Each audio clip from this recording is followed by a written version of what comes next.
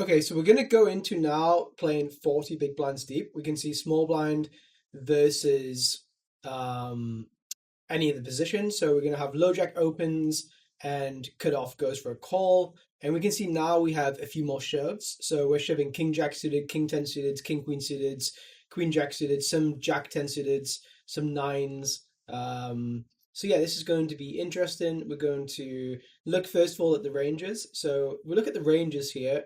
We're going to look at the cutoff playing 40 big blinds versus a low jack raise. So this is what we were looking at here.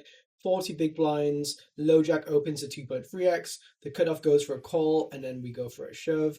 So I actually think it's kind of interesting because I see a lot of people shoving hands like ace jack offsuit here, ace five suited. So people have kind of extrapolated maybe from something else, and then they're taking it into this, which is kind of intriguing. We can see here that those hands like to kind of overcall.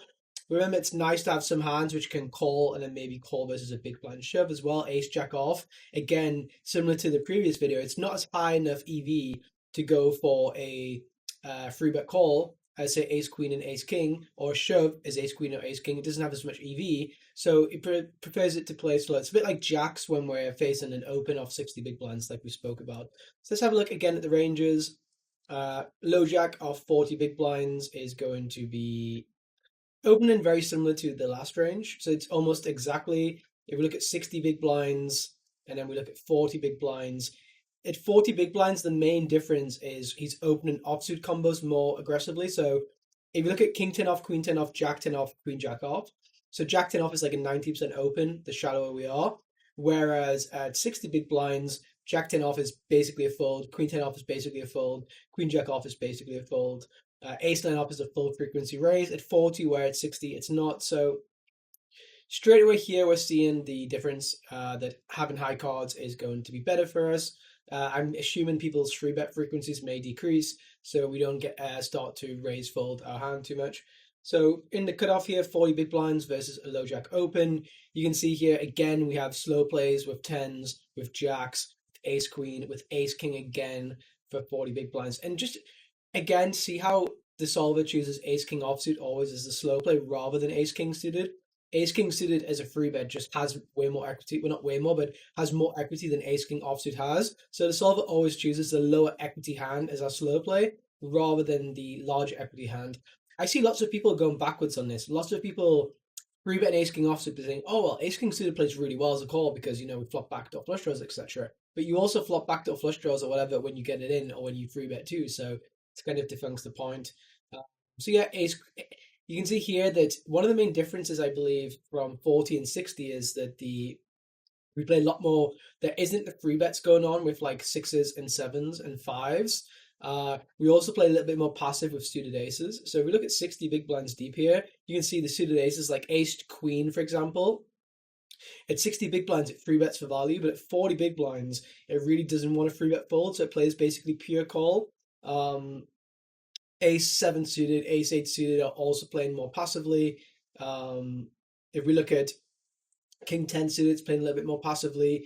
If we look at offsuit hands like ace jack off and ace 10 off, playing somewhat similarly. So yeah, it's kind of an interesting thing. If we look at suited hands, we never call queen 8 and jack 8 suited. At 60 big blinds, we also don't call them. In terms of king X, we call king 6 and king 7 for 60. And at 40, we decrease our frequency of them just slightly. So yeah, this is going to be 40 big blinds from the cutoff. And then we can see here from the small blind, where it's gone low jack open, cutoff call, we have more shoves. So king jack suited, king queen suited, king 10 suited. What we're going to do again is look into HRC, look at some EVs of things, and we're going to maybe look with the cutoff playing less frequency of ace king, jacks, queens, and tens. So like queens flatten, 20% of the time. I don't think that's too realistic. So we're going to see, we know first of all that, okay, straight away, we can go ahead and shove in like theory. So like the tightest range, we can shove king, queen suited, king, jack suited, king 10 suited. The question I want to know is, can we shove 10, 9 suited, jack 10 suited, queen 10 suited if people are just a little bit tighter with their slow plays pre-flop? So I'm going to just build the tree up. And again, if you don't know how to do it, I'll just show you really quickly. Advanced Monte Carlo, always the best. We're going to change these to 40 big blinds. We're just going to change these really quickly. I think it's important for what we're going to look at is to have advanced max 4 players rather than 3, because there's going to be overcalling and overcalling, which we're going to be looking at. 2.3x is the open size that the solver suggests here, but it doesn't matter too much. And the all-in is going to be the all-in, the 3-bit size. So we're going to press finish, and I'm just going to walk it through with you, just in case. Again, I always like to do this just in case you haven't done it, or there's something where you're not used to doing, or Monte Carlo is not what you've done before, etc. Running the sim. So from MP, we're going to alter the range. We're going to give him this kind of range, and we're going to give him all the pairs. 6-5 suited. I'm going to give him king 5 suited and these hands. So yeah, this is going to be around about the range we're going to expect. Then from the cutoff, what we're going to have is a call-in range. So the call-in range, which I believe people will have, are 40 big blinds. Will be deuces to nines again. I'm not going to give them the I'm going to give 25% of tens. I think that's fair. I'm going to give no jacks, queens, kings, or aces, or ace king. I just don't think it's realistic. But we are going to start going here with 100% of hands like ace queen, ace jack, all of these hands. Let's just have a little look again in theory of how wide we should be. So in the cutoff, facing a 40 big blind raise, we can see that the obvious suited broadways, some of the 10-9 suited, 9-8 suited, and then everything else is going to be around about 50% frequency. So I'm just going to do this. So these hands are going in here. These hands are going in here. These hands are going in here. I'm going to put these in. And then everything else I'm going to put in at 50% frequency. So we're just going to, because we don't know exactly how people are going to play these, right? So we're going to give them this kind of range. Again, these may play slightly tighter, but I think typically this will be reasonable. And then offsuit hands, let's just have a look again. Offsuit hands, we're going to play 50% frequency too. Ace queen offsuit, we're going to play pure call and then be able to call a jam as well, I guess. It helps our range that way. Actually, ace queen is going to be a full frequency shove, so we're not going to have ace queen offsuit, but ace queen suited we're going to have as a call, I believe. Actually, let's have a look just quickly. Maybe just mix that up slightly, I believe. Yeah, ace queen will be a pure call. Yeah, that's what I assumed. So we're going to do that. And I'm going to give that actually 100% frequency of ace queen. So the ace queen, we're going to run it. And then when there is a shove from the small blind, we believe that the players will call in position with the big blind will call, I believe, nothing like that. The big blind will call tens plus ace king. The MP is going to call tens plus ace queen for 40. I think that's reasonable. And the cutoff is going to call ace queen, and tens if it has it at any frequency. So just going to run this really quickly and I'll be back in 1 second. Remember to always press top right, update entire game tree rather than selected, and press OK. I'll be back in 1 second. Okay, and we're back, and hopefully we're going to see that because we're shallower and we get a better risk reward, we should be able to shove really wide. So yeah, this is also if people are calling wider. So remember, these players are now having, like ace queens and tens in their calling range and nine. We can also give this guy nines, I think, as well, which is fair. If it's gone 40 big blinds, I think nines will just flicker in. So I'm just going to rerun this just really quickly. It may just change just slightly. So I'm going to rerun this just 1 second. Okay, so we're back. I haven't seen this yet. Let's go up to here. You can see we can shove extremely, extremely aggressive. So the highest EV shoves are going to be the king queens, the king jacks, the king 10 suited, the queen 10, the queen jack suited, the jack 10 suited. So these are kind of hands which were in the solver suggesting us to shove. We can see that king 7 suited, king 6 suited again, spoken about in the last video, but these are going to be really high EV shoves a lot of the time. So all the pocket pairs are going to be basically pure shoving. Obviously, we're not going to shove aces, kings, and queens, but I may hear you say, well, okay, well, our EV may decrease because we don't have aces, kings, or queens. Our EV doesn't change with any hand because our opponents are not going to change their ranges. Of course, if our opponent knows we only have deuces, then they're never going to fold pocket threes. But if they open threes and we shove 40 big blinds, they're not going to call those. So yeah, I think this is pretty interesting. Obviously, great to see how well Ace King does as a shove. Kings as well, of course. Queens to all these hands obviously doing really well, all the dark greens. But I also think it's very important to realize how well a hand like King 7 suited, King 6 suited, Ace 5 suited, etc. does go. And I spoke about this earlier about how well, how often people shove Ace 5 and how it may be a mistake in GTO land. Whereas in reality, when we look at this, it's going to be a fine shove. What's interesting to me is how poorly Ace Jack off does as a shove. Ace Jack off is doing extremely poor as a shove here.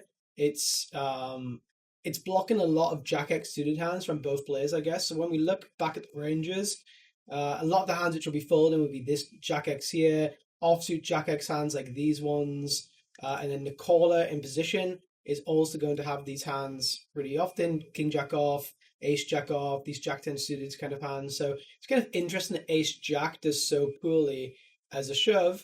But it's also good to note. Also interesting how poorly Ace 10 does. You can see here having a suited hand is really, really good for us here. And maybe choose Ace 10 off and go 3-bet non all in.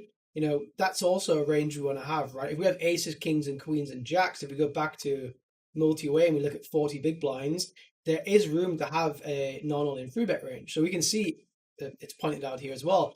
Ace 10 off wants to go into that 3-bet fold range. Queen 9 suited, aces, ace king suited, ace queen suited, ace jack suited. These hands really want to 3-bet because we don't mind if we get called, and we don't mind giving our opponents the chance to 4-bet shove on us, because our opponents typically will 4-bet shove hands which will be ace x hands rather than pocket pairs, because if they have deuces up against queens, kings, aces, and ace king suited as a calling range, it's not going to be good for them. So that's something which I think is actually pretty interesting. I'm going to rerun this sim and show you how well 4-bet shoving for versus squeeze looks like when we are facing a very kind of polarized 3-betting range. So I'm just going to run this sim again. I'll just walk you through again how we're going to do it. We're going to change next here. So our 3-bet sizing, we can kind of choose it. I believe we can put pressure on their calling ranges by going relatively small. So we don't want to give them a fantastic price to 3-bet non all in. Because the first guy has a guy to act after him, he's kind of sandwiched. So because of that, he typically wants to play 4-bet all in or fold with all of his range. He's not incentivized to have too many cold calls because his range starts becoming very face up. And then the guy in the middle gets to shove because all the dead money. And then I reshove and we isolate that guy out of the pot. So we don't have to go super big here. We also don't want to risk too much of our stack. So we're going to go to 7.5 out of position here. Again, you can play around with different sizings. It doesn't matter too much. I'm going to let this load. I'm going to pull up all the sims, and then we're going to evaluate it.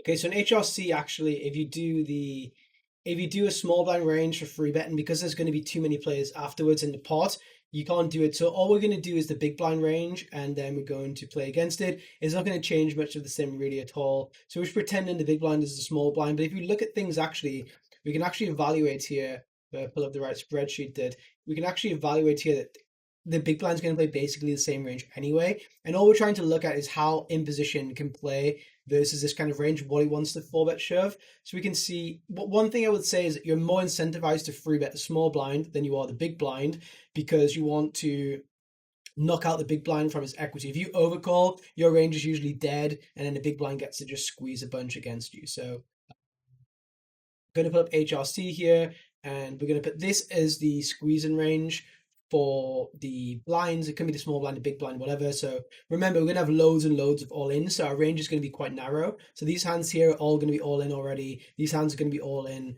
These hands are all going to be all in. So we have 25% of king queen, 25% of jacks. We have ace 10 off at full frequency, ace 9 suited at full frequency, queen 9 suited at full frequency, and then we have queens plus for value and ace jack suited, ace king. So versus this range, we can see, well, we're going to run this range first and then have a look at what MP wants to shove against this. We're just going to make the big blind, of course, call jacks always, and call these hands. Yeah, this looks right. And we're going to run it, and we'll be back in 1 second. Okay, so we're back, and we go to the MP range, which is the low jack range, because this is what HRC calls. So low jack calls it MP. And we can see MP really this, and this is something which I see a big mistake. We can see that the small pairs play really poorly as four bet shoves, and even hands like jacks and tens play really poorly. And this is something I see players making mistakes of all the time, is that they four bet shove a hand like jacks. But if you think about jacks, what happens when you have jacks? Your opponent is going to call you with queens, call you with kings, call you with aces, calls you with ace king suited, and he's just going to fold everything else. You block ace jack suited, which is one of the hands he's going to fold. You make king queen off fold, but you're in position against that hand, and it's such a small frequency. The other hands that in position, out of position, is using is like ace nine suited or queen nine suited. You do amazing against this, and your equity realization is actually better by calling and playing in position than it is by shoving. Because by shoving, you're just making these guys fold, but by calling, you don't just win the pot which is in there, you also win chips after as well. So equity realization, you win the pot against queen nine suited, but jacks against queen nine suited post flop is going to make money. Therefore, your equity realization against these hands is higher as a call than as a four bet shove, and you can't profitably shove. Like having jacks or having deuces like as MP is going to be pretty similar. You can see here, for example, like sixes is significantly better than jacks. Pocket tens is significantly worse than pocket deuces. So just by like that's because out of position is squeezing ace 10 off. So like four bet shove and tens is like a huge disaster. Whereas ace five suited, so okay, it blocks aces. It has equity. It has more equity than tens does against queens, kings, and aces. So I think this is a really important concept about facing these polarized free betting ranges and how to respond against them, because this is something which just almost everyone gets extremely wrong, something which I believe is a big mistake. Even ace queen offsuit here is preferring to call than to shove. So yeah, again, remember, if you do fold but shove ace queen, what are you doing? You fold not ace 10, congratulations. You fold not queen 9 suited, congratulations. What have you called against these hands? You're not going to make more money calling against this hand than you are by shoving. Absolutely you are. So yeah, I think this is hopefully a good visualization for you, and I think it's hopefully a good topic to kind of understand, respect, and think about blockers here and reverse blockers, etc., etc. So again, this is now going to be playing 40 big blinds facing it's 40 big blinds, one, shoving yourself, and two, facing non-free bet all-ins, because it's two very important concepts. So yeah, hopefully we title this one correctly. And yeah, thanks again for watching this one, and keep going.